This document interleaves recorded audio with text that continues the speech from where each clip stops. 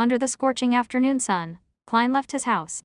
Since he had to walk all the way from Iron Cross Street to Welch's place, he wore a linen shirt instead of his formal attire of top hat and leather boots.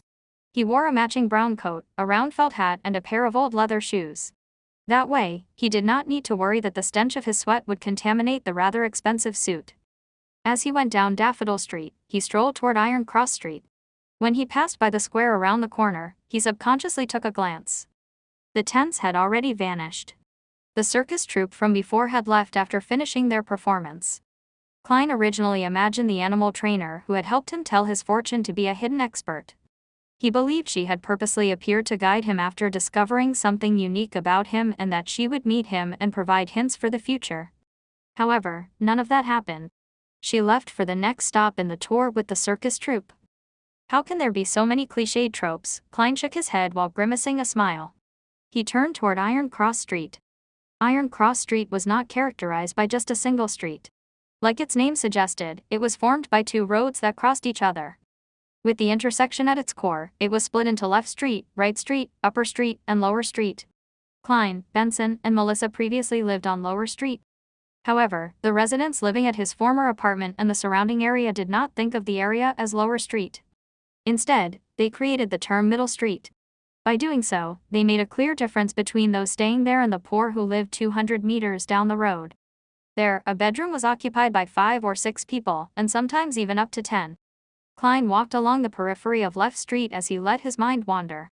He recalled the Antigonus family's notebook and how it was missing. He thought of its importance to the Nighthawks and thought of the deaths that resulted from it. His heart slowly turned heavy as his face turned ashen. At that moment, a familiar voice sounded. "Lad." Oh, Klein turned his head curiously and found himself by Smirren Bakery's entrance. Mrs. Wendy with a head of gray hair was greeting him with a wave and a warm smile. "You don't look very happy," Wendy asked genially. Klein rubbed his face and said, "A little." "Regardless of your worries, tomorrow will always come," said Mrs. Wendy with a smile. "Here, try out my newly created sweet iced tea. I'm not sure if it suits the palate of the locals." "Locals? Aren't you one, Mrs. Smirren?" Klein shook his head in amusement. "Trying out something means it's free, right?" Wendy Smirren raised her chin a little and said, "You guessed right. I'm actually a Southerner. I came to Tingen with my husband, but that was more than 40 years ago." "Haha, back then, Benson was not born yet. Even your parents did not know each other. I have always been a little unaccustomed to the dietary preferences of Northerners and I'm always missing my hometown's food. I miss pork sausages, potato bread, roasted pancakes, vegetables fried in lard, and roasted meat with specialty sauces. Oh, and I also miss sweet iced tea." Klein suffused a smile when he heard that. "Mrs. Smirren, this sure is a topic that makes me hungry, but I feel a lot better. Thank you very much. Delicacies can always cure sorrow." Wendy handed him a cup of brownish red liquid. "This is sweet iced tea I made according to my memories. Try it and tell me if it's nice." After thanking her, Klein took a sip and found it resembling iced red tea from Earth. However, it was not as stimulating. The taste of tea was stronger and felt more refreshing. It instantly expelled the heat brought by the burning sun. "It's excellent," he marveled. "That puts me at ease." Wendy smiled with squinted eyes as she watched him finish the cup of tea in a genial manner. After chatting with Mrs. Smirren about his moving, Klein returned to the street he was most familiar with. There were far fewer street-side hawkers in the afternoon. They gathered again after 5:30. The ones that stayed behind looked drowsy and listless. The moment he entered the area, Klein's heart suddenly felt overwhelmed by darkness. His heart felt heavy, down, and gloomy for an inexplicable reason. "What's happening?" He sharply sensed something wrong about himself. He immediately stopped and observed his surroundings, but did not see anything strange. After some thought, Klein raised his hand and tapped his glabella like he was thinking. The extent of his vision immediately transformed. The auras of the hawkers and pedestrians all appeared. Before Klein could observe the colors of their health, his attention was pulled away by the colors that represented gloominess. He was unable to determine the exact thoughts of the observed, but the despondent, apathetic, and gloomy impression was deeply carved into his heart. As he surveyed the area, he realized that even the sun could not disperse those dark colors.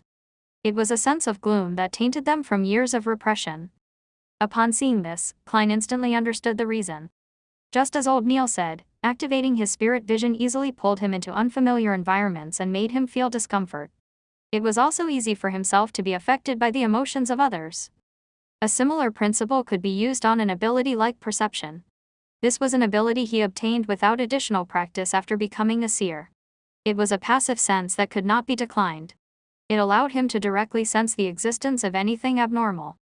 There was bound to be a level of interaction when perceiving things, therefore in the beyonder eyes of someone like the spirit medium, the intensity of everyone's perception is clear. It is like a fire in the night. Therefore, people with high perceptivity were naturally affected by the intense atmosphere of anything abnormal. It could only be repeatedly practiced to grasp, control, and adapt to such outcomes. Such a repressed color is probably formed over extended periods of time, right? Klein sighed as he shook his head, feeling somewhat affected. He tapped his glabella twice again and tried hard to converge his spirituality. Tap. Tap. Tap. Klein walked toward the apartment and sensed for any abnormal existences or tiny connections while also searching for the Antigonus family's notebook which he had hidden. The streets were the same as usual. There was filthy water and trash on the streets. It only cleared up when he reached the apartment's entrance. Klein pushed open the half-closed door and circled the first floor in the darkness that the sunlight could not reach. The wooden stairs creaked constantly as he went up them. The second floor was as dim as always. Klein released his perception and looked into the darkness. However, not only did he fail to discover any clues regarding his notebook, he even failed to see any invisible spiritual bodies. If it's so easy to encounter them, most ordinary people would not have already sensed the existence of extraordinary matters, Klein sighed in reflection. He had already understood that most spirits did not exist in the form of spiritual bodies, but in the form of spirituality. Only a spirit medium could effectively communicate with them. After circling the third floor once, Klein left the apartment and retraced his memory's footsteps towards Welch's place. He walked for a full hour but did not discover anything along the way. Standing outside the garden bungalow, Klein looked at the building through the locked iron gates and mumbled to himself, "There's no need for me to search Welch's place, right? Captain and Madame Dolly must have done a carpet search of the place. Besides, I don't have the key. They can't expect me to climb the walls, right? I'll try another path tomorrow. I've walked so much today, but there are no step counter rankings." While lampooning, Klein returned to the nearby district. He planned on taking a public carriage to Blackthorn Security Company to retrieve his daily allocation of 30 bullets. He needed to make use of his time and practice. A seer's lack of quick and effective offensive means could only be made up with his revolver and cane. The district around Welch's place was relatively clean. Shops with clean and bright windows lined the two sides of the street. At the turn of the street, Klein was just about to seek out the carriage stop when his gaze swept past a few signboards on the second floor. Harrods Department Store. Military Veterans Mess. Divination Club. Divination Club. Klein silently repeated the name and recalled that he had to act as a seer. Yes, I should take a look and seek out new ideas. Amid his mixed thoughts, Klein went across the street and went to the second floor. He entered the main foyer to see a beautiful female attendant. The woman with coiled brownish-yellow hair sized up Klein before saying with a smile, "Sir, do you wish to have your fortune told, or do you wish to join our club? What are the conditions for entry?" asked Klein casually. The woman explained with great familiarity, "Fill in your particulars and pay an annual membership fee. The first year is £5 and subsequent years will be £1 a year. Don't worry, we are not like political or business clubs which allow entry through recommendations from formal members. Members can freely use the club's meeting room and various divination rooms and tools. They can enjoy the coffee and tea we provide and read the newspapers and magazines we subscribe for free. They can buy lunch, dinner, and alcoholic beverages at cost price, as well as education materials and materials needed for divination. In addition, we invite at least one famous fortune teller to lecture every month to answer any questions. Most importantly, you can find a bunch of friends with the same hobbies and have an exchange with them." "It sounds pretty good, but I do not have the money." Klein gave a self-deprecating smile before asking, "Then what if I want my fortune told?" Upon hearing Klein's question, the beautiful lady with elegantly tied-up brownish-yellow hair appeared to lose her patience. However, she maintained her smile and said, "Our members are free to do divination for others in the club. They also have their prices and we take a very tiny cut as a fee. If you wish to have your fortune told, you can take a look at this album. It has introductions and rates of the members who are willing to do divination for others. However, it's Monday afternoon, so most of our members are busy at work. We only have 5 here today." As she introduced the club, she invited Klein to have a seat on the sofa beside a window in the reception hall. Then, she flipped through the album and pointed out the present club members. Hannes Vincent. Famous Tingan fortune teller. The club's resident mentor. Good at various forms of divination. He charges 4 solely each time. It's really expensive, that's enough to feed Benson, Melissa, and me to 2 sumptuous dinners. Klein clicked his tongue silently and did not reply. When the woman saw this, she continued flipping the page and introducing one member after another. And the final one, Glassy.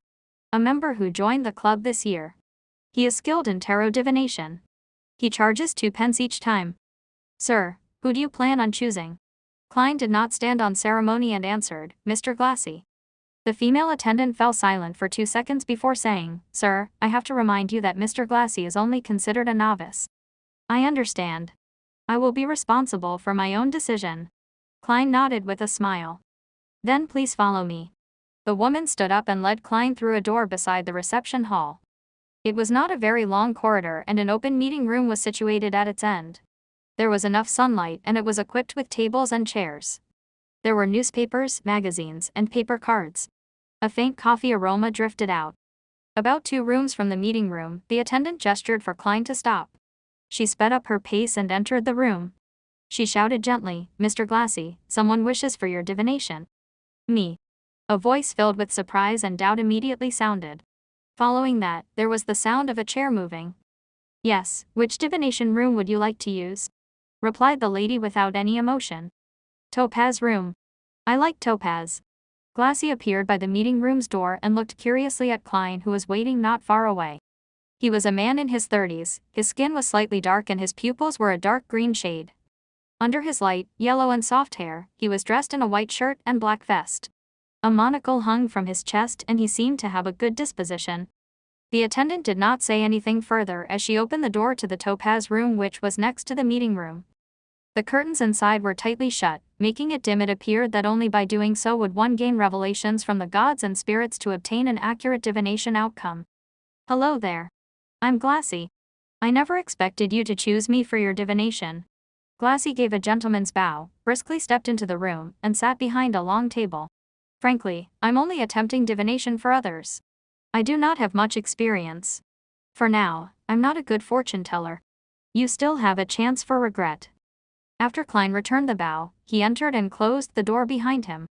By the light seeping through the curtains, he said with a smile, You are a really honest man, but I'm someone who is very firm on his choices. Please have a seat. Glassy pointed at the seat in front of him and thought for a few seconds. Divination is my hobby. Heh. In life one often receives guidance from the divine, but the ordinary person is unable to accurately understand the meaning. This is the reason why divination exists and also why I joined this club. In this aspect, I still lack confidence. Let's make the divination that follows an exchange, a free exchange. How do you like my suggestion? I'll cover the fees the club requires. It's just a quarter pence. Klein did not agree or shake his head. Instead, he smiled. From the looks of it, you have a pretty well-paying and decent job. While he said so, he leaned his body forward slightly.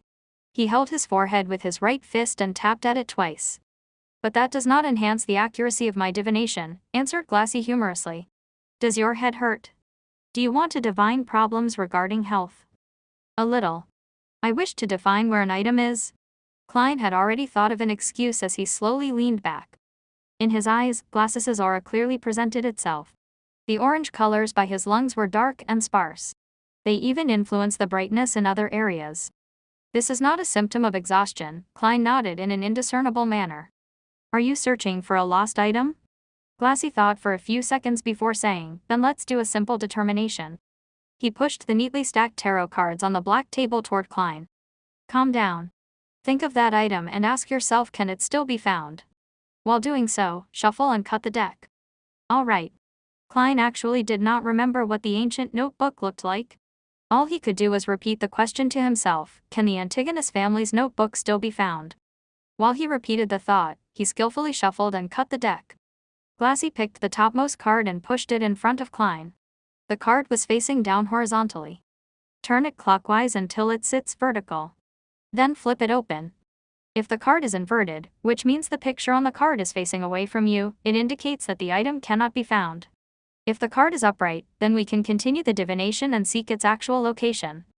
Klein followed his instructions and turned the horizontal card vertical. He clasped the end of the tarot card and flipped it over. It was an inverted card. What a pity. Glassy sighed. Klein did not respond because his attention was focused on the tarot card in front of him. The inverted card's picture was dressed in gorgeous clothes and splendid headdress, the Fool. It's the Fool again. It can't be so coincidental, right? According to the Hanged Man and Old Neil, divination is the outcome of the communication of spirituality and the spirit world with a higher dimensional me. Tarot cards are only a convenient tool to read what the truth symbolizes. In theory, using any divination item doesn't matter as it doesn't affect the outcome. Klein frowned as he thought for a moment. Can it be defined whether the item is already in the hands of others? Of course. Follow the same procedure and do it again. Glassy nodded with rich interest. Klein shuffled and cut the deck while thinking of his question. He drew a card and placed it horizontally before turning it vertical clockwise. He finished all the preparations with a serious expression. Taking a deep breath, Klein reached out his hand and flipped over the tarot card. Please do not be the Fool again. While praying, he suddenly relaxed because the card was that of the Star and it was inverted. From the looks of it, the item has not been taken by others yet, interpreted Glassy with a smile. Klein nodded and raised his right hand. He tapped his glabella, looking as though he was deep in thought. Then, he took out 2 pennies with a dark copper luster from his pocket and pushed it towards Glassy. Didn't I say it was free? Glassy said with a frown. Klein laughed as he got up. This is the respect divination deserves. All right, thank you for your generosity. Glassy stood up and reached out his hand. After shaking his hand, Klein took 2 steps back and turned around. He walked to the door and twisted the doorknob. Just as he was about to leave, he suddenly turned his head and made a terse sound. Mr. Glassy, I suggest that you see a doctor as soon as possible. Focus on your lungs. Why? Asked Glassy in surprise. Are you cursing me because you aren't pleased with the divination results? Klein thought for a moment before saying, it's a symptom based on the color of your face. Your glabella seems dark one. Glabella seems dark. It was the first time Glassy was hearing such a description. Klein did not explain further as he walked out the room with a smile. He closed the wooden door behind him. Is he an unlicensed doctor or a herbalist? Glassy shook his head, amused. He then picked up his monocle for divination. On careful look, he realized his glabella was indeed dark. But this was a problem of the environment. In the darkness due to the closed curtains, not only was his glabella dark, his entire face was shrouded in darkness. It's not a very likable joke. Glassy muttered. He worriedly divined his own health to make sure that everything was all right. After leaving the divination club, Klein had an additional plan for the future. It was to save as much money as possible to pay the annual fee to become a member of the club. After which, he could begin acting as a seer. As for why he did not choose to do it independently, it was because he temporarily lacked the resources and channels. He could not bring himself to stand on the streets as a hawker since he cared for his reputation. A few minutes later, the public carriage arrived. He spent 2 pence and reached Zoutland Street, which was not very far off. He pushed open the door to Blackthorn Security Company but did not see the familiar brown-haired girl.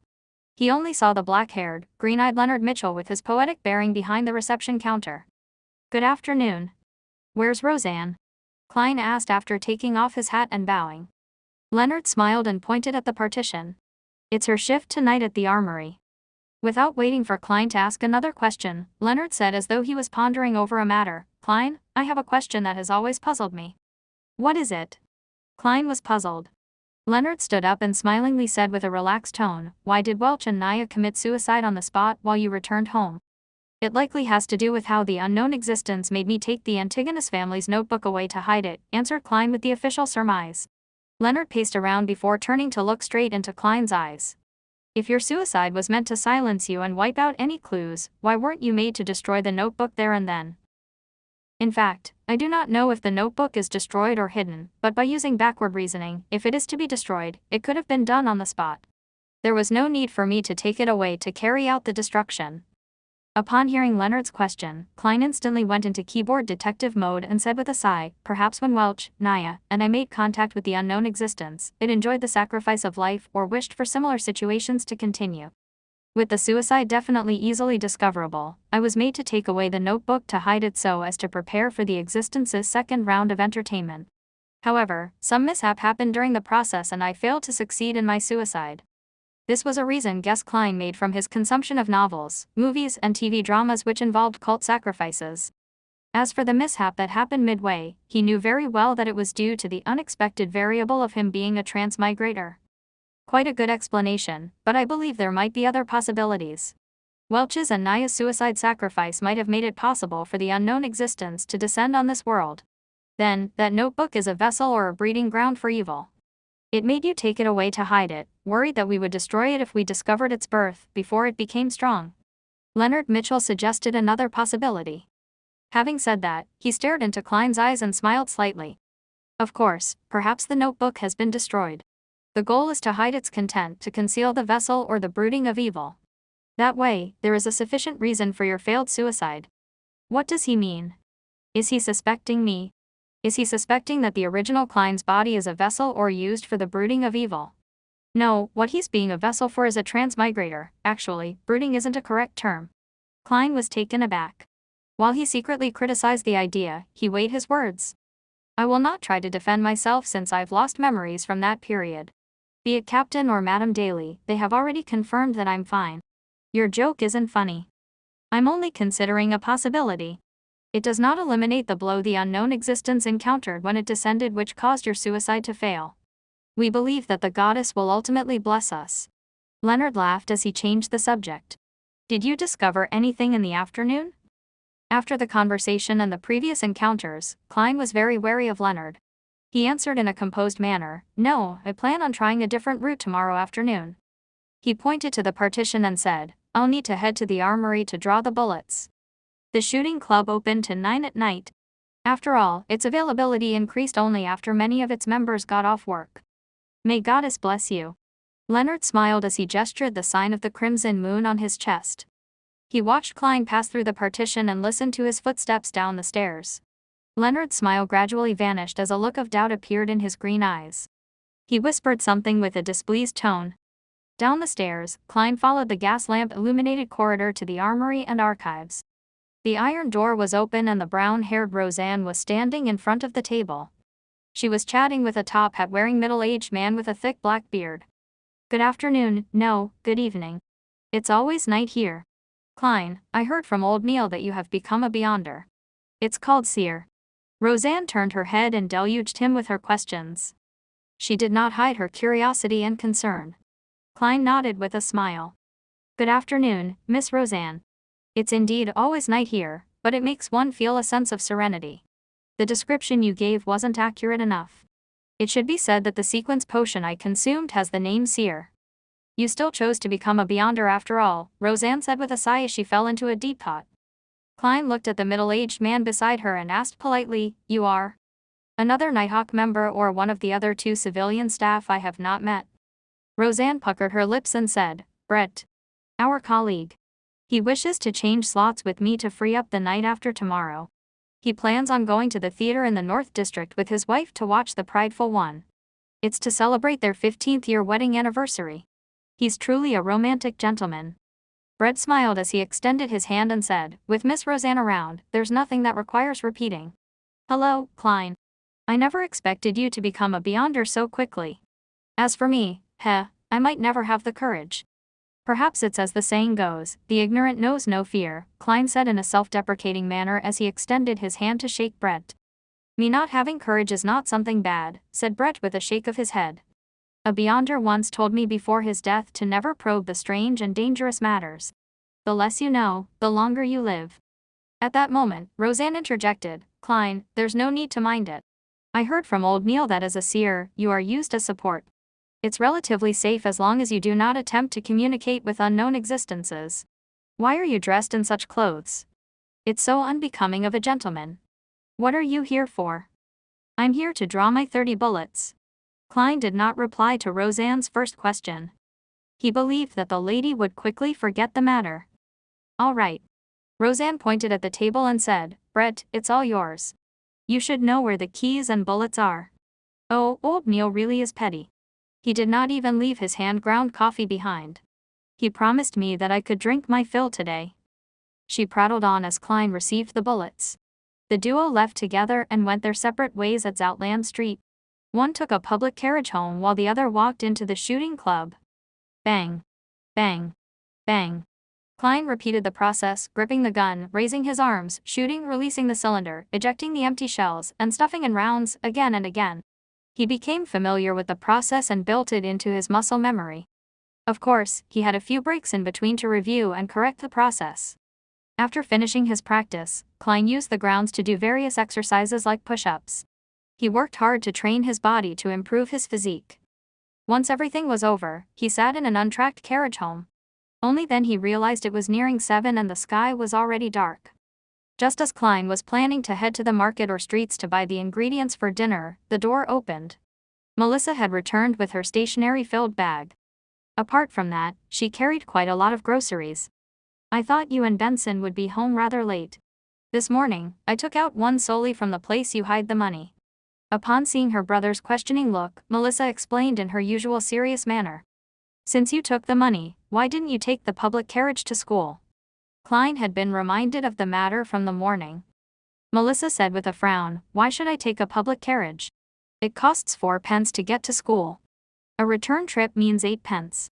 Counting Benson and you, we will be spending 24 pence on transportation daily. That's a whole solely. In a week, yes, without counting Sunday, that's still 12 pence. It's almost equal to our rent. Stop, stop, stop. Don't flaunt your mathematical prowess. Klein lowered his palm in an amused manner. Melissa first stopped before adding, it's pretty good walking to school. Our teacher said that everyone should exercise frequently. Besides, I can pick some damaged components on the way. Klein chuckled and said, then let's do the math again. The public carriage costs 12 solely. The rent is 12 solely and 3 pence. It's a total of £1, 4 solely and 3 pence. Using Benson's salary is enough to pay for it and there will be quite a bit of change left. Yes, he has received last week's salary, as for me I can still earn £1 10 solely every week. Even if we eat meat every day while counting expenses like gas, charcoal, wood, and condiments, we would still have some left if we are frugal with lunch. We can even subscribe to the morning papers for just 1 penny. In 2 months, when I make up for the advance payment, I can save money for both you and Benson. We can have new clothes. But we have to think of the possible accidents. Melissa stayed firm on her point. Klein smiled at her and said, then, we can eat less meat. Don't you find spending 50, no, 100 minutes on the road a waste of time? You could use that time to read more and think over problems and improve your results. That way, Melissa, you will be graduate with excellent grades. You will be able to find a job with a pretty good salary. When that happens, what is there to worry about? He fully displayed his experience gained from debating with people on message boards and finally convinced Melissa. She agreed to take the public carriage to school. Phew, I finally suckered her into doing it. No, how can I call it suckering? This is called convincing.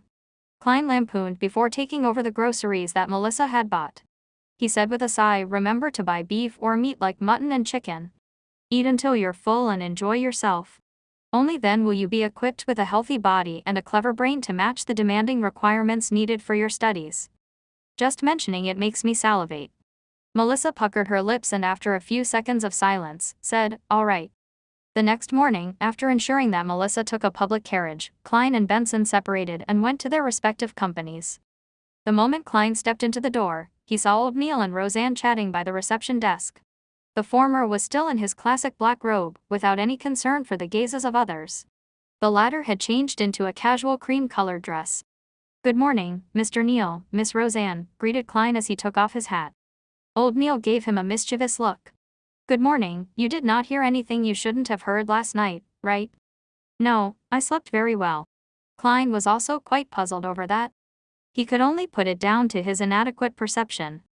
Haha, don't mind that. Actually, it's not that easily heard.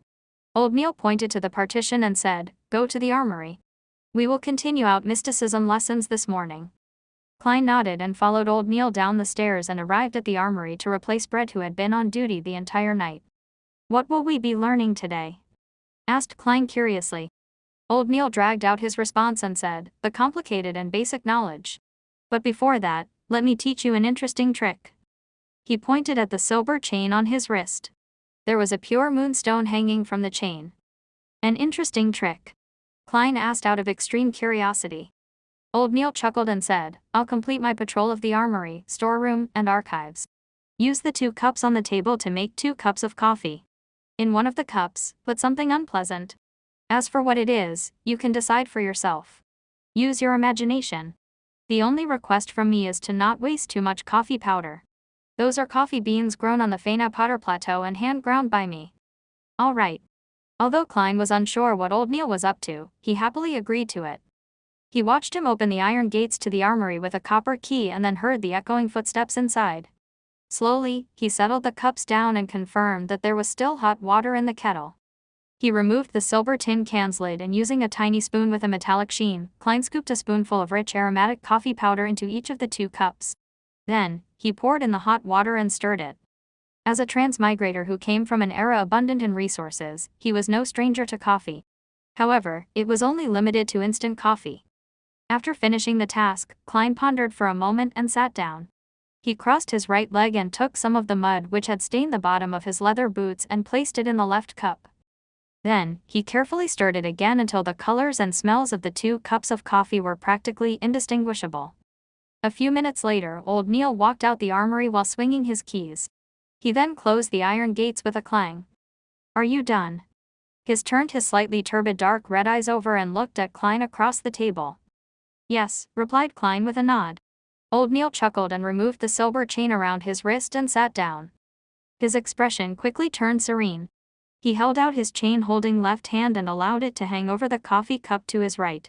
The moonstone nearly touched the liquid. Amid the relaxing calmness, the moonstone trembled suddenly. It began spinning the chain in a counterclockwise manner. This cup is the one with the unpleasant thing, said old Neil surely. Without waiting for Klein to confirm, he put away the silver chain and picked up the other cup of coffee and took a sip. Do you like bitter coffee? I'm used to having a tablespoon of sugar and a tablespoon of milk. Klein did not reply but instead asked with his interest piqued, Your divination sure is accurate. Was it because of the moonstone? That was moonstone, right? This is known as pendulum dowsing in divination. It's also called spirit dowsing. It relies on your own astral projections connection with the spirit world and space to communicate with spiritual intelligence through the aid of natural materials such as crystals, gems, or special metals. The good and bad of things can be divined. Let's talk about the 2 cups of coffee. A counterclockwise motion implies bad, while a clockwise motion is good. If it doesn't move, it's neither good or bad. You can write the statement on a piece of paper. Take note, it's a statement and not a question. Old Neil put down the cup of coffee and explained in detail. Klein asked as though he was thinking, does that mean one should use questioning sentences?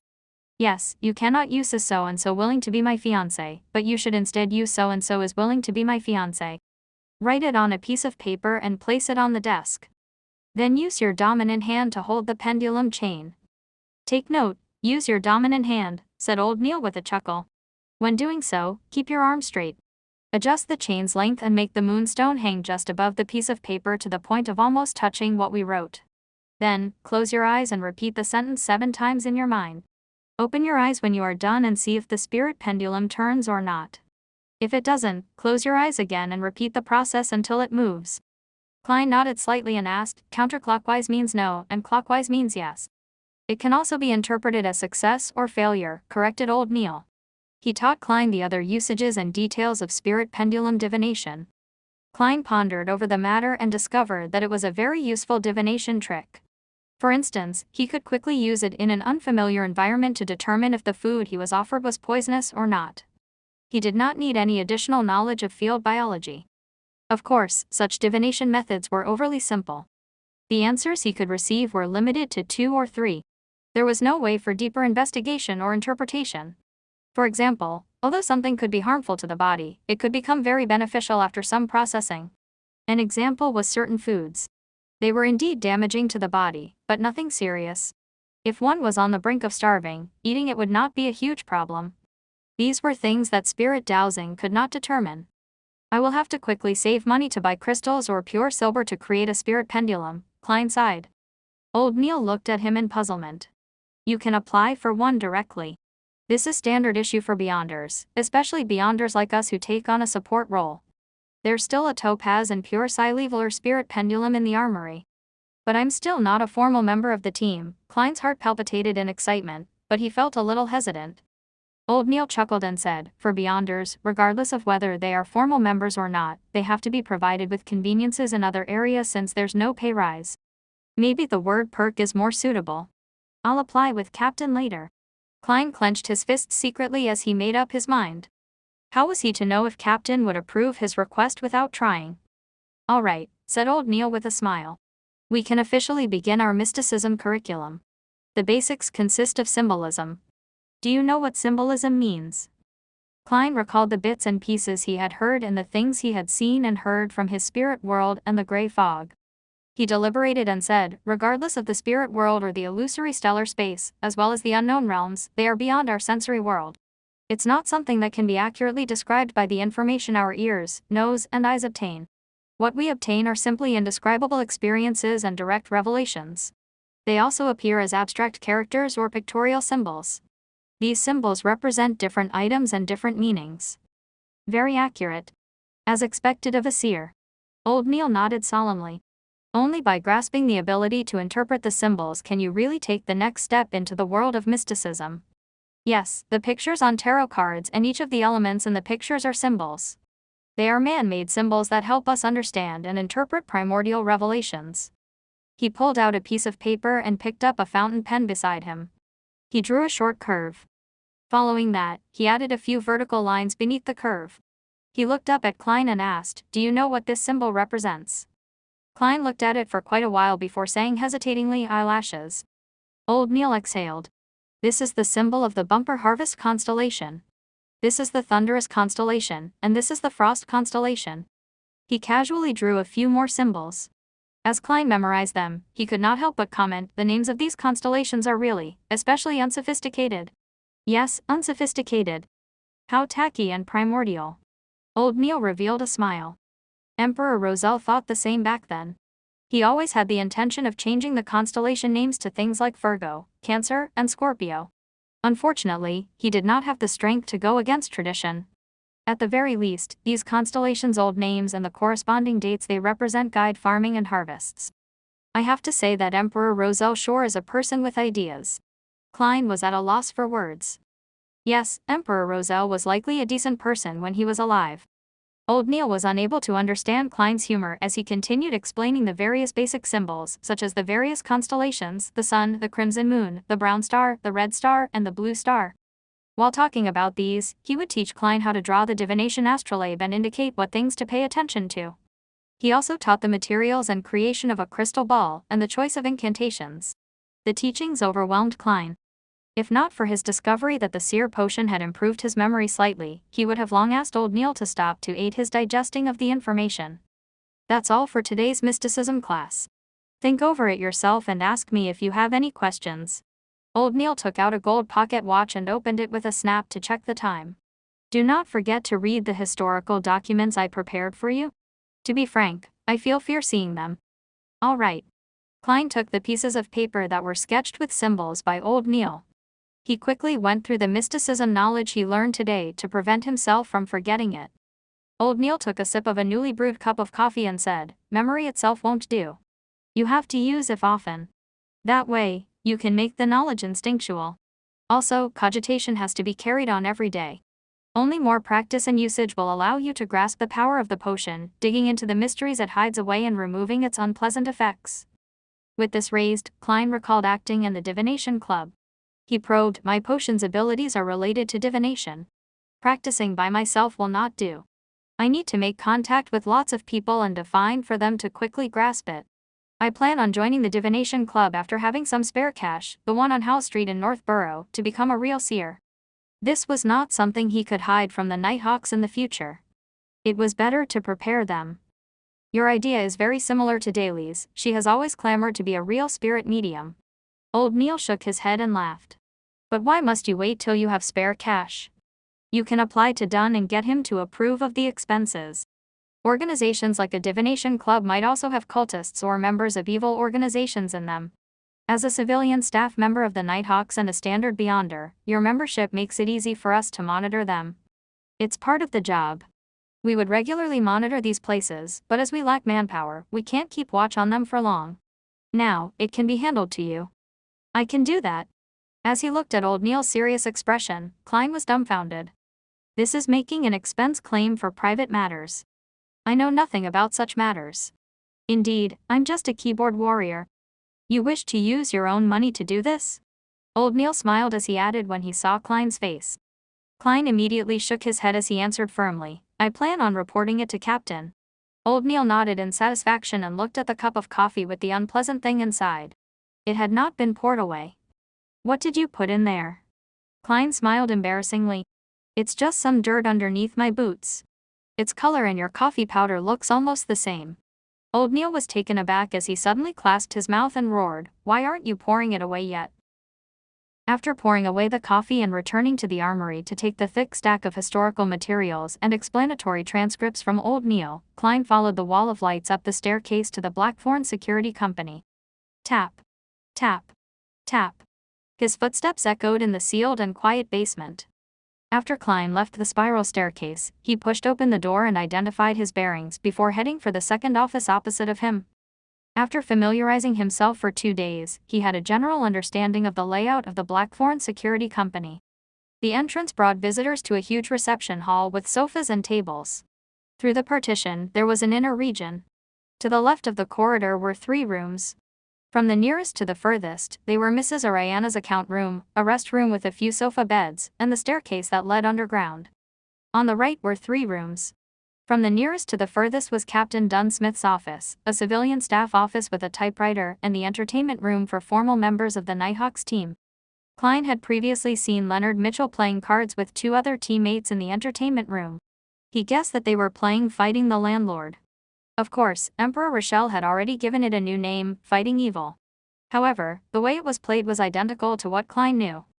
Brett was entitled to a day of sleep after a night shift. Roseanne was at the reception desk. The carriage driver who was in charge of procuring necessities and collecting supplies, Cesare Francis, was out as usual. When Klein opened the door to the civilian staff office, the 3 desks inside were empty. Only the typewriter sat there silently. A Carson Company's Model 1346 typewriter. Klein, who had seen similar objects in his mentor's office and Welch's place, muttered. He felt that the complicated mechanisms inside were filled with the beauty of machinery. He walked to the desk with the typewriter. After preparing himself, he attempted to type something on air. In the beginning, he often converted the local language to Chinese pinyin instinctively. Only after he was familiar with it did he digest the original Klein's corresponding memory fragment and no longer made mistakes. Tap. Tap. Tap. The rhythmic tapping on the typewriter sounded like a melody composed from the heavy marriage of metal and industry. Under this melody, Klein quickly typed the expenditure application.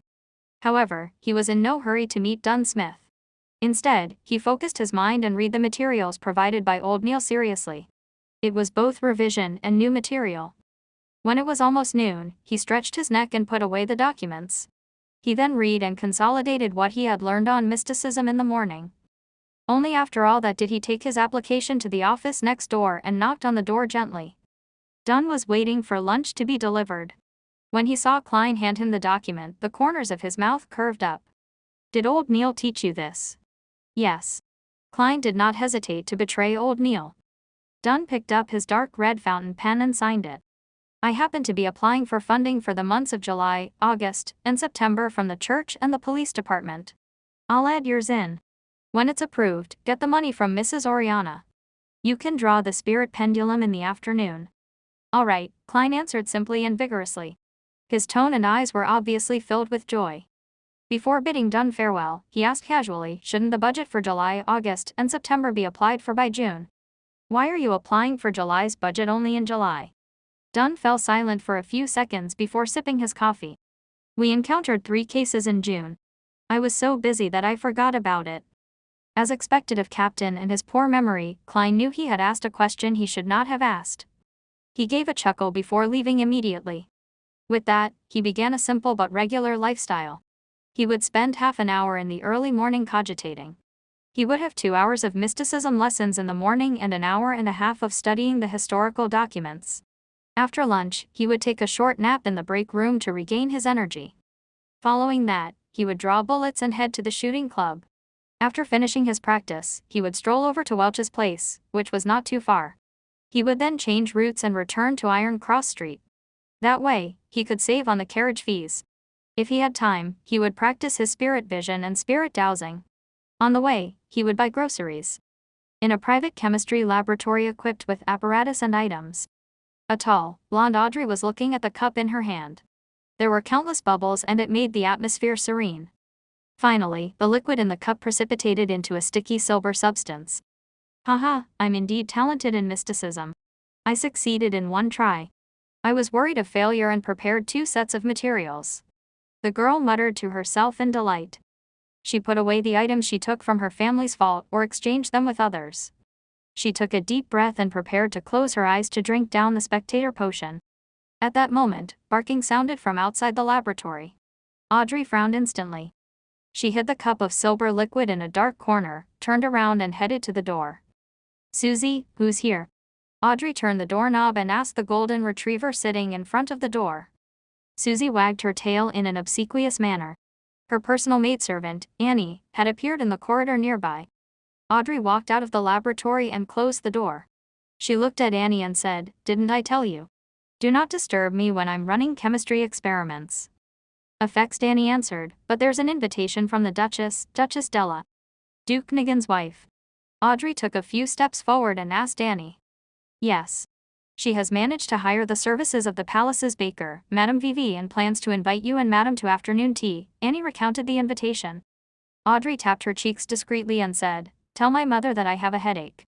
Perhaps I'm a little dehydrated because of the scorching sun. Please get her to convey my apologies to Madame Della." As she spoke, she acted frail. "Miss, it's not only afternoon tea, but a literature salon," added Annie. "But that won't treat my dizziness. I need rest," rejected Audrey firmly. Simultaneously, she muttered deep down. "If they insist, I'll faint for all of you to see. The etiquette teacher said that I can do it most perfectly. I think I heard something." "All right," Annie exhaled and said. "Do you need me to help you back to your room?" "There's no need. I'll clean up the laboratory first." Audrey was yearning to return immediately to consume the potion. However, she suppressed her impatience. She only returned to the laboratory's entrance when she saw Annie leave. Suddenly, she discovered that the golden retriever, Susie, who was waiting outside, was gone. Furthermore, the door to the laboratory was half opened. "I forgot that Susie can open doors with handles. What was that sound? Not good." Audrey heard crisp sounds coming from within. Suddenly, she came to a realization as she charged into the laboratory. All she could see was the cup shattered on the floor. Susie was licking the final drop of silver liquid. Audrey stood rooted at the entrance like a statue. Susie immediately sat down and looked at her owner innocently as she wagged her tail. In the seas beyond the Pritz harbor, there was an island perennially enveloped in storms. An ancient sailboat was docked at its harbor. A blond man dressed in a robe with lightning patterns was looking at Alger Wilson opposite to him. He asked, perplexed, "Alger, you could have returned to the kingdom and become a captain of a mandated Punisher team or a reputable bishop. Why did you choose to voyage out into sea and become the captain of the Blue Avenger?" Alger wore a stoic expression on his rough face. He replied solemnly, "The sea belongs to the storm. This is the Lord's kingdom. I'm willing to abide by the Lord's will and monitor this area of his kingdom." "All right." The blonde-haired man clenched his fist and struck his chest. "May the storm be with you." "May the storm be with you." Alger replied with the same standard salute. He stood on the deck with a few sailors and watched his companions leave the boat, walking into the distance. "Sains, you do not understand because you do not know enough," Alger muttered silently. Meanwhile, Audrey finished her second concoction in a panic-stricken state. Seeing that the silver potion looked nothing different from before, she was nearly moved to tears. Gulp. She quickly drank down the spectator potion. Friday a storm befell Tingen. The heavy rain pounded on the windows of every household. Inside the Blackthorn Security Company, Klein, Roseanne, and Brett sat on the sofa in the reception hall and enjoyed lunch. As there was only a kettle for boiling water, there was no way to heat up leftovers. Klein could not eat rye bread every day or take the carriage home every day. If he did that, he would have to walk from Iron Cross Street to Welch's place in the afternoon and consider taking a carriage back. It was a waste of money, therefore, he began joining Roseanne and his colleagues in eating the so-called office rations. The nearby Old Will's restaurant would punctually send a waiter at 10:30 every day. He would ask for their orders, and after determining the quantity, he would send it over at 12:30. The food was contained in what resembled meal boxes. At 3, he would return to take their orders for dinner and take back the utensils. The rations included meat, vegetables, and bread. Although the quantity was lacking, it was barely sufficient to fill a person. A cost of a meal ranged from 7 to 10 pence depending on the different premium levels. Klein would always thicken his skin and order the meal costing 7 pence.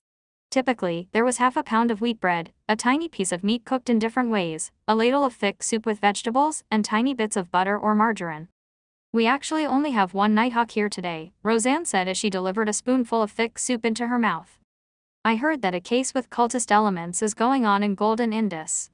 Therefore, the police department has requested for 2 Nighthawks," Brett said as he put down his bread. Klein used the remaining wheat bread and dabbed it into the last bits of meat juice before stuffing it into his mouth. He did not say a word. Under his left sleeve there was a silver chain with a topaz hanging. At that moment, knock sounded outside the half-closed main door. "Please come in." Roseanne was taken aback as she put down her spoon. She quickly used a handkerchief to wipe her mouth and stood up. The door was pushed open as a man in a Haleford top hat came in. The left shoulder of his black formal suit was drenched. The sides of his hair had grayed. He put away his umbrella and said to Klein and Company, "Is this the former small mercenary squad?" "You can say that," answered Roseanne like clockwork. The lanky man coughed and said, "I have a mission request." "A mission request? You probably came to the wrong place. This security company's signboard is really nothing but a signboard." Klein immediately held back his urge to lampoon when he heard the visitor. How he yearned for there to be a message board and a screen for him to share his thoughts. But he soon realized that he had once asked a similar question. The captain's answer was that they could take on jobs if they were free. The money earned could be used as funding for the team's petty cash account and bonuses for the participants.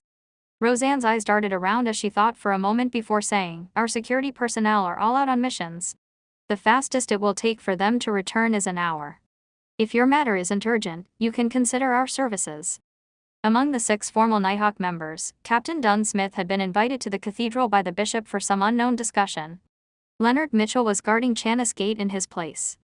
Corpse collector Fry and Sleepless Royale Redeen had already headed to the Golden Indus Borough to assist the police in the investigation of a robbery case with cultist inklings. Sleepless Kenley White was on leave, while Midnight Poet Sika Tron had gone to Raphael Cemetery in the north suburb for a daily patrol.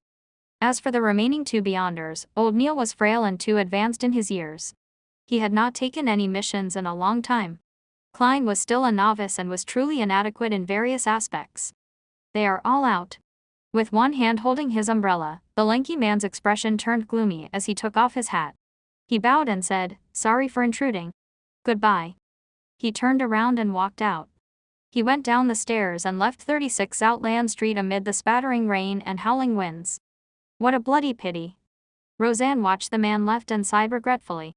Although she would not have gotten any share of the commission, she definitely would have been able to partake in a sumptuous meal. "There's nothing we can do about it. Chanis Gate needs someone watching it all the time." Klein put down his cutlery in satisfaction. Even though he did not like the soup mixture of turnips and vegetables, he still drank it clean. "Don't tell me you want Bread to take the mission. Or yourself." Roseanne rolled her eyes and giggled. "Bread won't do, but you can. Our Mr. Sear."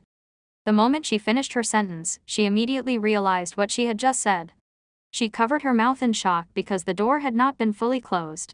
If someone walked past outside or heard anything about Beyonders, it would be considered a leak. Thankfully Captain isn't around. Roseanne looked out the door and secretly stuck her tongue out. "Or I'll have to go for confession again." Brett and Klein laughed out in unison as they exchanged looks before beginning to put away the cutlery. After everything was done, Klein, who did not bring his umbrella, decided to stay at Blackthorn Security Company due to the ongoing rain.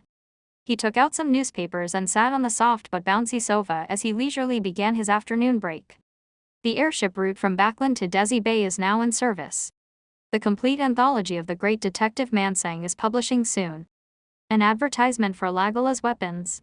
A standard model revolver carrying 6 bullets costs £3 and 10 solely, a double-barrel gun costs £2.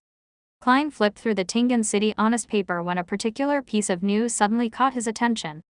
The suspect responsible for killing Mr. Welch and Miss Naya has been caught. We believe it is a much-needed reprieve from the horror that has gripped Northborough, Golden Indus Borough, and Eastborough. Welch's father, Mr. McGovern, who is a banker, has escorted his youngest son's corpse back to Constant City where a grand burial will be held. After reading it a few times, Klein suddenly sighed. From the looks of it, Welch's father had bought the police's explanations and did not hire a private investigator to investigate the matter. His grief from losing his youngest son can't be any greater than that of my parents who lost their only son. In a sullen mood, Klein sat there motionless for a long time. He neither found it odd that he was not invited to Welch's and Naya's burials, nor did he feel depressed. Once everything calms down, I'll find a chance to offer a bouquet of flowers to their graves. Klein was about to take a nap in the break room when a knock came from the door of the reception hall again. Please come in. Roseanne, who was nodding off, suddenly jolted awake. The half-closed door was pushed open again. The lanky man from before walked in once again. Can I wait here? Your mercenaries, no, security personnel should be back soon, right? He asked sincerely, trying his best to hide his anxious expression. Sure. Please have a seat. Roseanne pointed at the sofa nearby. Klein asked out of curiosity, where did you hear about our security company? Who introduced you here? He had made 2 trips despite the heavy afternoon storm while still willing to wait. Yes. The Nighthawks must have easily resolved missions that might seem very difficult to others. They must have accrued quite a reputation. The man left his umbrella outside the door and as he walked to the sofa, he replied with a rueful smile, I have traveled the nearby streets and paid a visit to all the mercenaries, security companies and private investigators. You are my only hope. The others do not have the manpower to take additional missions. To be frank, if not for the waiter that delivers meals, I really did not imagine that there was another security company here. It's completely different from what I imagined. Klein was stunned. Roseanne interjected with a question, they are very busy. Are there that many missions? The man sat down and sighed. You are a mercenary team, no, a security company. I believe you must have heard of the armed burglary murder at Howe Street. Howe Street. Armed burglary murder. All right, unfortunately, I'm one of the people involved. Klein nodded with a slightly heavy heart. Yes. Due to the presence of a ferocious and cruel criminal, the rich men living in the neighboring streets and even across all of Tingan City are terrified. Apart from increasing the numbers of their security detail, they have also hired many more security personnel and private detectives. This resulted in a shortage of supply in your line of work, the tall and skinny man explained clearly. A standard chain reaction. Klein and Roseanne exchanged looks and saw the self-deprecating smile from each other's faces. The security industry had entered a golden age. Yet, Blackthorn Security Company was not affected in any way. It was apparent how dismally the company was run. Of course, to a certain extent, it also proved the success of the Nighthawks in hiding themselves. After waiting for another 20+ minutes, Klein prepared to leave since the rain was coming to a stop. He planned on practicing at the shooting club. At that moment, the black-haired and green-eyed Leonard Mitchell walked out of the partition. He looked curiously at the sofa. This is a client. Is Captain back? Roseanne asked delightfully. Back. The lanky man was taken aback when he heard that. He had been sitting there, staring at the door. How did he not discover someone's return? Roseanne's expression immediately froze as she chuckled. As a security company, we don't only use the front door. Figures. The lanky man nodded in enlightenment.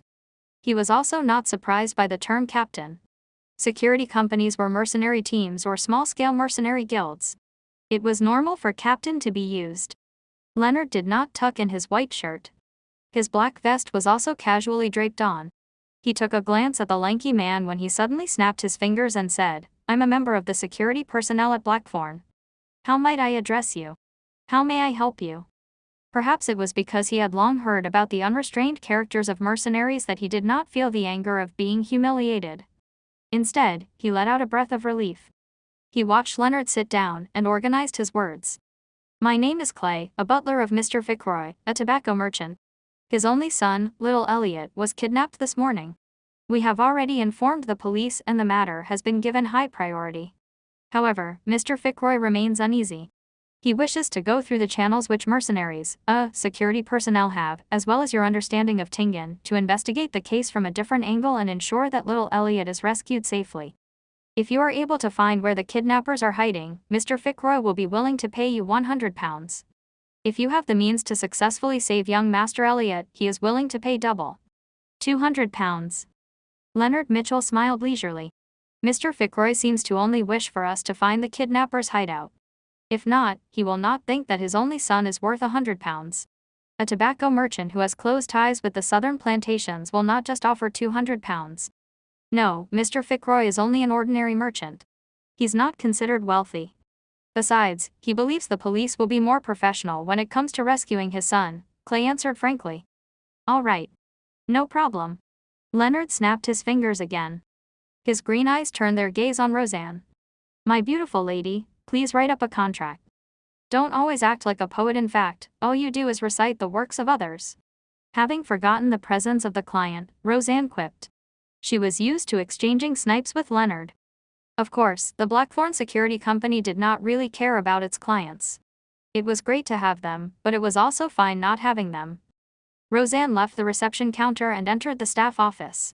Soon, there were sounds of typing coming out from the office. The corners of Klein's mouth twitched a little. He found them too unprofessional. There was no standard template for a contract. This sure is tragic. And more saddening is the fact that I'm working at such an unprofessional company. The moment these thoughts arose in him, Roseanne completed a simple contract that had only a few clauses. Then, Clay and Leonard Mitchell signed it. After Clay stamped it, she took the contract and returned to the accounting room and got Mrs. Oriana to stamp it with the Blackthorn Security Company logo, something that was actually useless. Dunn typically handed it to Oriana for safekeeping. On Sunday, it would be passed to Roseanne and company. I'll wait for your good news. After receiving one copy of the contract, Clay stood up and bowed with his hat off. Leonard did not respond. He seemed to be in deep thought. He suddenly turned his head toward Klein and revealed a smile. I need your help. Ah. Klein was taken aback. I mean, you and I can finish this mission together. The corners of Leonard's mouth curved up slightly as he explained, I'm good at combat, shooting, climbing, sensing, enchanting, and taking on some support roles. But that does not include looking for people. You don't expect old Neil to go out in such weather, right? When he said sensing, his voice was lowered to a mumble that Klein could barely hear. All right. Klein did have the urge to attempt his new abilities while also feeling a little wary toward Leonard Mitchell. Phew. Let's hope it will be completed successfully. I wonder how useful my seer abilities will be. He wondered with some anticipation. While looking at Klein, Leonard smiled and nodded. Then, do you need anything from them? He had cooperated with old Neil and company numerous times, so he naturally knew that divination required a medium, especially when the person being divined was not present.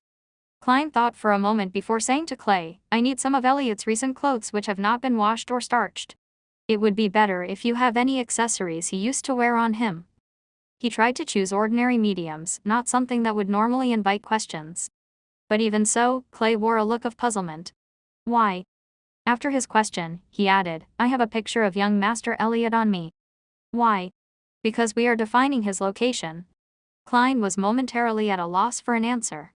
If he answered truthfully, ignoring the fact that it violated the confidentiality clause, Clay would likely storm out immediately and rip apart the contract while cursing, this bunch of cheats.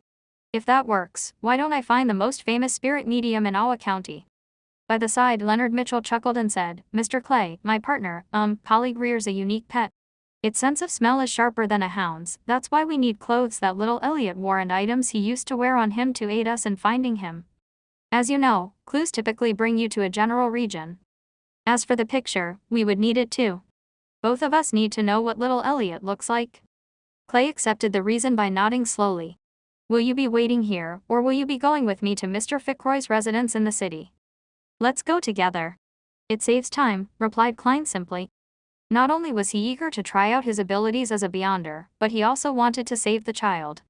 All right, the carriage is downstairs. As Clay spoke, he took out a black and white photograph and handed it to Leonard. It was a picture of Elliot Fitzroy alone. He was about 10 years old with rather long hair that nearly covered his eyes. There were obvious freckles on his face and he did not seem to stand out. Leonard glanced at it and handed it to Klein. Klein took a careful look and placed the photograph into his pocket. Then, he took his cane and put on his hat. He followed the two out of Blackthorn Security Company and boarded the carriage downstairs. The carriage's interior was rather spacious. It was lined with thick carpet and a tiny table to rest items on, As Clay was around, Klein and Leonard did not say a word. They quietly took in the experience of traversing the pooling roads in a carriage. The carriage driver is quite good. Leonard broke the silence after some time with praise and a smile. Yeah. Klein answered perfunctorily. Clay forced a smile and said, "Your compliments are his honor. We will be there soon." As they were afraid of alerting the kidnappers, the carriage did not stop at the Fitzroy's residence. Instead, it stopped at the side of a nearby street. Clay held an umbrella and returned along. After waiting for some time, Leonard talked to Klein again. "My surmise the last time was not without a goal. I was just trying to tell you that the notebook will definitely appear again. Perhaps it might be soon." "That really isn't a happy surmise." Klein used his chin to gesture towards the carriage driver outside, indicating that he did not wish to discuss sensitive topics with outsiders around. Leonard whistled and turned his head to look out the window. He saw raindrops streak across the glass, leaving behind blurry marks. It made the world outside a complete blur. After a while, Clay returned with a bag of items. Since he walked in a hurry, the edge of his trousers were soiled and his shirt front was slightly wet. "These are the clothes young Master Elliot wore yesterday. This is the storm amulet he used to wear." Klein took it and glanced at it. He discovered it to be a miniature gentleman's formal suit, a small shirt, vest, bow tie, etc. And the storm amulet was made of bronze. It was carved with symbols representing gales and sea waves, but they did not trigger Klein's perception. "I'll recount in detail the incidents leading up to young Master Elliot's kidnapping. Hopefully, it will let you find him easier." Clay sat down and described the nightmare that happened in the morning, hoping that the helpers he went through great trouble to hire would be of help. Klein and Leonard held no interest in the specifics. All they cared about was the number of kidnappers, if anything unusual had happened, or if they had any weapons. 3 Normal, armed with firearms. After obtaining the desired information, they bade Clay farewell and hired a 2-wheeled light carriage. Unlike public carriages, private hire carriages were either 4-wheeled or 2-wheeled. They were charged either by time or distance. The latter was at 4 pence a kilometer in the city and 8 pence a kilometer outside. The former cost 2 solely per hour or part thereof. After the first hour, there were additional charges of 6 pence every 15 minutes. In inclement weather or if the customer needed to go faster, the fare could even be higher. Klein had heard from a Zik that in the capital, Backland, these carriage drivers were famous for quoting outrageous prices. To him, taking a private carriage was quite a luxury. However, he did not need to worry about this at the moment since Leonard had tossed 2 1-solely notes to the carriage driver. "Charge it by the time." After Leonard gave his instructions, he closed the carriage's door. "Where are you going?" The carriage driver was delighted and puzzled as he held the 2 notes. "Wait a moment." Leonard cast his gaze at Klein. Klein nodded slightly and took out Elliot's clothes. He spread it out on the carriage's floor and then wound the storm amulet around his cane's handle. He held the Silevler inlaid black cane and hung it straight over Elliot's clothes. He gathered the sphere of light in his head as his mind rapidly turned still. His brown eyes quickly turned deeper in color as he entered a half-cogitation state. He felt his body's spirit turning light. He vaguely saw the world of spirits everywhere. He silently said, "Elliot's location." After repeating it 7 times, he released his grip of the black cane, but the cane did not fall to the ground. It remained standing in front of him even though the carriage was shaking. Minute but invisible stirrings happened around Klein and he felt as if pairs of eyes were looking at him. Over the past few days, Klein had felt this sensation occasionally when he was in the state of cogitation or spirit vision. With a little fear, he looked at the cane with his deep black eyes. He recited once again in his heart, "Elliot's location. Elliot's location." After he finished saying that, the cane fell and pointed straight ahead. Straight. Klein held the cane and said in a deep voice. His voice sounded a little ethereal as though it could penetrate the unknown world. This was one of the divination abilities he had grasped. It was called dowsing rod seeking. The tool of choice had to be wooden, metallic, or a mixture of both. In ordinary circumstances, he would require 2 real dowsing rods. Dowsing rods were shaped like 2 straight metal wires tapered to an edge. He would hold on to the shorter side and turn it to ascertain the correct direction. But as a seer, Klein realized that through practice, he could search for people directly using this method. He could also use his cane as a replacement for dowsing rods. The direction in which the cane fell was the direction of the item he was seeking. As for the Antigonus family's notebook, Klein could not remember it at all. Without the slightest impression, there was no way for him to find it. "Go straight." Leonard instructed the carriage driver loudly. "We will tell you when there's a need to turn." The carriage driver did not understand why that was necessary, but the notes in his pocket and the willingness of his passengers to hand over the money kept him quiet. He chose to follow the strange instructions. The carriage proceeded slowly, passing through one street after another. Midway, Klein used dowsing rod seeking to correct their direction. After the carriage circled a building once, he finally determined that Elliot was inside. It had only been 30 minutes since they bade Clay farewell. After sending off the cane, Klein did not continue using Elliot's clothes. Instead, he placed the cane, entwined with the storm amulet, directly onto the ground. His eyes turned dark once again as the raindrops around him suddenly spun in place. The cane fell to the front with a slant. Klein pointed at the staircase and said, "There. At times, I really envy old Neil. Similarly, I envy you now." Upon seeing this scene, Leonard smiled with a sigh. Klein shot him a glance and replied with a calm tone, "This is nothing difficult. If you are willing to learn, you would definitely be able to master it. Your perceptivity should be very high, right?" Leonard nodded and chuckled. "That's not something good." He quickened his pace and walked into the building amid the ending rain. Klein was afraid of drenching his formal suit, so he jogged in tow. The building only had 3 stories. It was similar to a unit block from Earth. The entrance to each floor was situated along the flight of stairs. There were only 2 units on per floor. Klein used dowsing rod seeking on both the first and second floors, but the cane remained still while pointing upward. The 2 of them quieted their footsteps and arrived at the 3rd floor. Klein once again placed the black cane on the floor. Whoosh! A breeze blew across the stairs as his pupils changed colors. The darkness seemed like it could suck the souls of people. Whoosh! Whoosh! Whoosh! Sobs seemed to sound out around them. Klein relaxed his palm as the cane with the entwined storm amulet magically stood erect. He silently read Elliot's location again. He watched his black cane drop silently as it pointed to the right room. They should be in there. While Klein picked up his cane, he tapped his glabella twice. Various colors saturated as he looked at the right room. He saw all sorts of auras inside. 1, 2, 3, 4, 3 kidnappers and 1 hostage. The numbers match. One of their auras is short. "It's likely Elliot." Mr. Clay said that they have 2 hunting rifles and a revolver, Klein whispered. Leonard chuckled. "Let me recite a poem for them." "Why be a kidnapper? Why can't you happily be a civilized person?" He put down the bag with Elliot's clothes and took 2 steps forward. His expression suddenly turned serene and melancholic. His magnetic and deep voice gradually sounded. "Oh, the threat of horror, the hope of crimson cries. One thing at least is certain, that this life flies. One thing is certain, and the rest is lies. The flower that once has bloomed forever dies." Leonard's singing sounded like a lullaby as it lightly resounded through the doors and into the winding wooden stairwell. Klein's mind immediately turned torpid.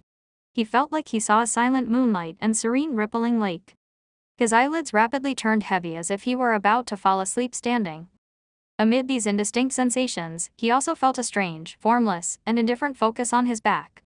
It felt like he was wandering the spirit world himself. A baffling sense of déjà vu suffused as Klein suddenly found his train of thought once again. With his strong spiritual perception and extreme familiarity with cogitation, he barely escaped the influence of the midnight poem. However, he remained serene and could hardly evoke any emotions. Soon, Leonard stopped singing as he turned his head with a smile. "I'm considering asking Captain's permission to apply for a Fana Potter lute. How can there not be an accompaniment when singing?" "Haha, I'm just kidding. I can hear them asleep." The black-haired, green-eyed nighthawk with his poetic vibe took a stride forward and walked to the door that separated them from the kidnappers and hostage. He suddenly moved his shoulder and threw a punch at the door's lock. Crack! The wooden board around the lock shattered in a muffled manner.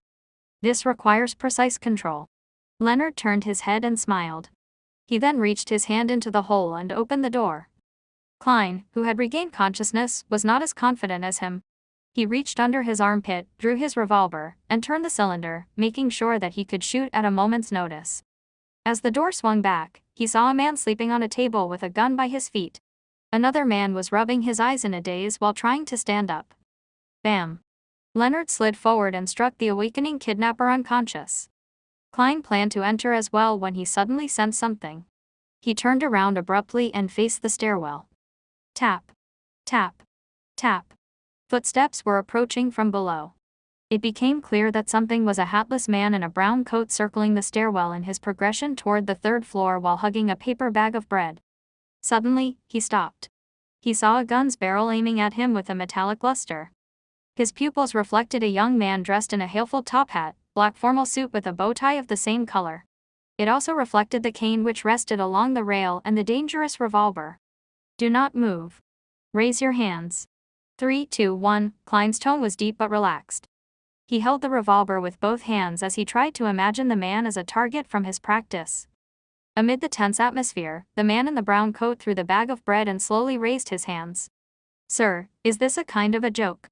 Has there been a misunderstanding?" He stared intently at the finger that Klein had placed on the trigger as he forced a smile.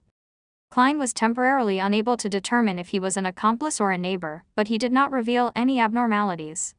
He said in a deep voice, "Do not attempt to resist. Someone will determine if it's a misunderstanding in a while."